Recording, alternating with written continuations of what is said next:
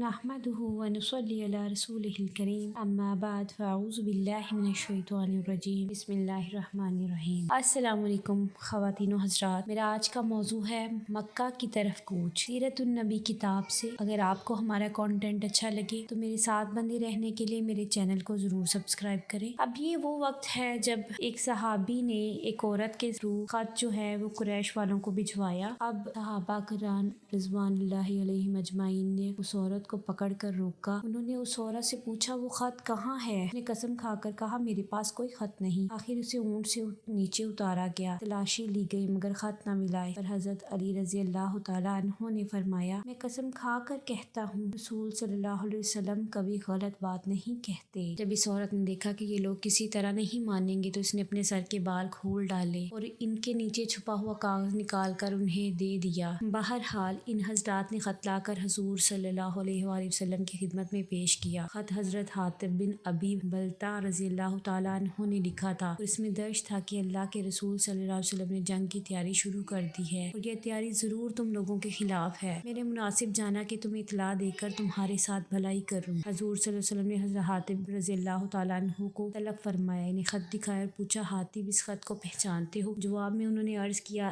ہے اللہ کے رسول میں پہچانتا ہوں، میرے بارے میں جلدی نہ کیجیے، میرا قریش سے کوئی تعلق نہیں، جبکہ آپ کے ساتھ جو مہاجرین مسلمان ہیں ان سب کے قریش کے ساتھ رشتہ داریاں ہیں، اس وجہ سے مشرک ہونے کے باوجود وہاں موجود ان کے رشتہ دار محفوظ ہیں، وہ انہیں کچھ نہیں کہتے، لیکن چونکہ میرے ان سے رشتہ داری نہیں اس لیے مجھے اپنے گھر والوں کے بارے میں تشویش رہتی ہے، میری بیوی اور بیٹا وہاں پھنسے ہوئے ہیں، سو میں نے سوچا اس موقع پر قریش پر یہ احسان کر دوں تاکہ وہ میرے گھر والوں کے ساتھ ظلم نہ کریں اور بس اس خط سے مسلمانوں کو کوئی نقصان نہیں پہنچ سکتا، قریش پر اللہ کا قہر نازل ہونے والا ہے۔ اس کی بات سن کر حضرت صلی اللہ علیہ وسلم نے اپنے صحابہ رضی اللہ عنہم سے فرمایا تم نے حاطب کی بات سنی، انہوں نے سب کچھ سچ سچ بتا دیا ہے، اب تم لوگ کیا کہتے ہو؟ اس پر حضرت عمر رضی اللہ تعالیٰ عنہ نے عرض کیا اے اللہ کے رسول مجھے اجازت دیجیے کہ اس شخص کا سر قلم کر دوں کیونکہ یہ منافق ہو گیا ہے۔ ہاں حضرت صلی اللہ علیہ وسلم نے ارشاد فرمایا اے عمر یہ شخص ان لوگوں میں سے ہے جو غزوہ بدر میں شریک ہوئے تھے، اور عمر تمہیں کیا پتہ ممکن ہے اللہ تعالیٰ نے اہل بدر سے یہ فرما دیا ہو کہ تم جو چاہے کرو، میں نے تمہاری مغفرت کر دی ہے۔ نبی کریم صلی اللہ علیہ وسلم کا یہ ارشاد مبارک سن کر حضرت عمر رضی اللہ تعالیٰ عنہ کی آنکھوں میں آنسو آ گئے۔ ادھر اللہ تعالیٰ نے سورہ الممتحنہ کی یہ آیت نازل فرمائی اے ایمان والو تم میرے دشمنوں اور اپنے دشمنوں کو دوست مت بناؤ کہ ان سے دوستی کا اظہار کرنے لگو، حالانکہ تمہارے پاس جو دین آ چکا ہے وہ اس کے منکر ہیں، وہ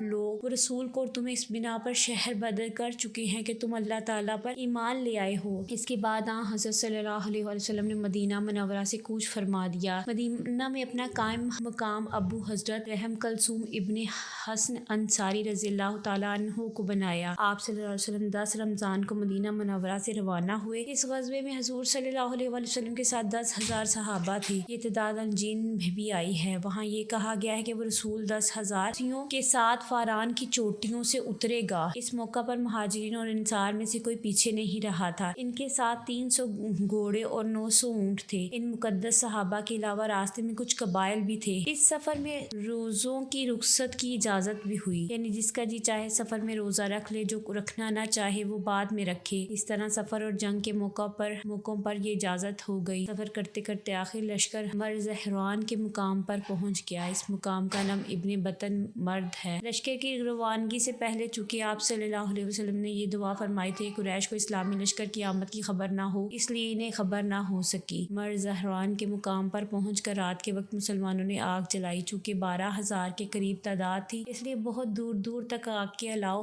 روشن ہو گئے۔ جس وقت یہ لشکر مدینہ منورہ سے روانہ ہوا تھا اسی وقت حضور صلی اللہ علیہ وسلم کے چچا حضرت عباس رضی اللہ تعالیٰ عنہ مکہ سے ہجرت کر کے مدینہ منورہ کی طرف روانہ ہوئے تھے تاکہ نبی صلی اللہ علیہ وسلم کے پاس پہنچ کر اسلام قبول کرنے کا اعلان کر دے، لیکن نبی کریم صلی اللہ علیہ وسلم سے ان کی ملاقات راستے میں ہی ہو گئی۔ یہ ملاقات مقام حجیفہ پر ہوئی۔ حضرت عباس رضی اللہ تعالیٰ عنہ یہیں سے آپ صلی اللہ علیہ وسلم کے ساتھ چل پڑے، انہوں نے اپنے گھر کے افراد کو مدینہ منورہ بھیج دیا۔ اس موقع پر اللہ تعالیٰ کے رسول صلی اللہ علیہ وسلم نے ان سے فرمایا اے چچا آپ کی یہ ہجرت اسی طرح آخری ہجرت ہے جس طرح میری نبوت آخری نبوت ہے، لیکن اب آپ صلی اللہ علیہ وسلم مکہ فتح کرنے کے لیے تشریف لے جا رہے تھے، اس کے بعد تو مکہ سے ہجرت کی ضرورت ہی ختم ہو جاتی، اس لیے آپ صلی اللہ علیہ وسلم نے یہ فرمایا کہ یہ آپ کی اسی طرح آخری ہجرت ہے جس طرح میری نبوت آخری ہے۔ آپ صلی اللہ علیہ وسلم کے اس فرمان سے آپ صلی اللہ علیہ وسلم کے بعد نبوت کا دعویٰ کرنے والوں کا مکمل طور پر رد ہو گیا۔ حضرت عباس رضی اللہ تعالیٰ عنہ اس خیال سے مکہ کی طرف چلے کہ قریش کو بتائے اللہ تعالیٰ کے رسول کہاں تک آ چکے ہیں، اور قریش کے حق میں بہتر یہ ہے کہ مکہ معظمہ سے نکل کر پہلے ہی آپ کی خدمت میں حاضر ہو جائیں۔ ادھر یہ اس ادارے سے نکلے، ادھر ابو سفیان، بدیل بن ورقہ اور حکیم بن حزام حضرت صلی اللہ علیہ وسلم کے متعلق خبریں حاصل کرنے کے لیے نکلے، کیونکہ اتنا ان لوگوں کو اس وقت معلوم ہو گیا تھا کہ حضرت صلی اللہ علیہ وسلم نے لشکر کے ساتھ مدینہ منورہ سے کوچ فرمایا ہے، لیکن انہیں یہ معلوم نہ ہو سکا تھا کہ آپ صلی اللہ علیہ وسلم کس طرف گئے ہیں۔ اب جو یہ باہر نکلے تو ہزاروں جگہوں پر آگ روشن دیکھی تو بری طرح گھبرا گئے۔ ابو سفیان رضی اللہ تعالیٰ عنہ کے منہ سے نکلا، میں نے آج کی رات جیسی آگ کبھی نہیں دیکھی اور نہ اتنا بڑا لشکر کبھی دیکھا۔ یہ تو اتنی آگ ہے جتنی عرفہ کے دن حاجی جلاتے ہیں۔ جس وقت ابو سفیان نے یہ الفاظ کہی، اسی وقت حضرت عباس رضی اللہ تعالیٰ عنہ وہاں سے گزرے۔ انہوں نے یہ الفاظ سن لیے، چنانچہ انہوں نے ان حضرات کو دیکھ لیا اور ان کی طرف آ گئی۔ حضرت عباس رضی اللہ تعالیٰ عنہ بھی حضرت ابو سفیان کے دوست تھے۔ ابو حنظلہ یہ تم ہو؟ حضرت عباس رضی اللہ تعالیٰ عنہ بولے۔ ابو حنظلہ ابو سفیان کی کنیت تھی۔ ہاں یہ میں ہوں اور میرے ساتھ بدیل بن ورقہ اور حکیم بن حزام ہے، تم کہاں؟ جواب میں حضرت عباس رضی اللہ تعالیٰ عنہ نے کہا، اللہ کے رسول صلی اللہ علیہ وسلم تمہارے مقابلے میں اتنا بڑا لشکر لے آئے ہیں، اب تمہارے لیے فرار کا کوئی راستہ باقی نہیں رہا۔ ابو سفیان یہ بات سن کر گھبرا گئے اور کہنے لگے، اب قریش کا کیا ہوگا، کوئی تدبیر بتاؤ۔ یہ سن کر حضرت عباس رضی اللہ تعالیٰ عنہ نے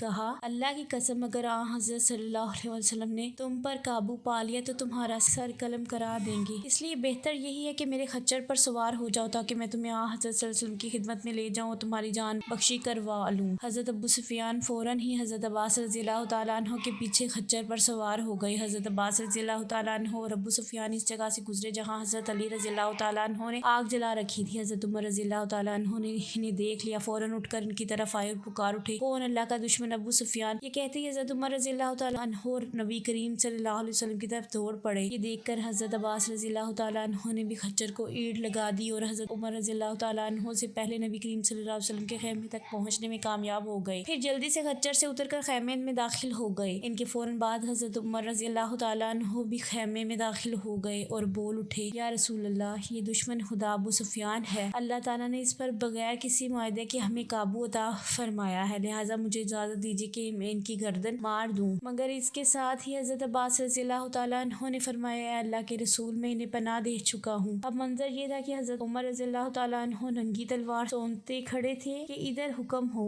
ادھر وہ ابو سفیان کا سر قلم کر دیں۔ دوسری طرف حضرت عباس رضی اللہ تعالیٰ عنہ کہہ رہے تھے، اللہ کی قسم آج رات میرے علاوہ کوئی اس شخص کی جان بچانے کی کوشش کرنے والا نہیں ہے۔ اسی کے ساتھ آج کا موضوع اختتام پذیر ہے، کل یہیں سے آگے کنٹینیو کریں گے، تب تک کے لیے اللہ حافظ۔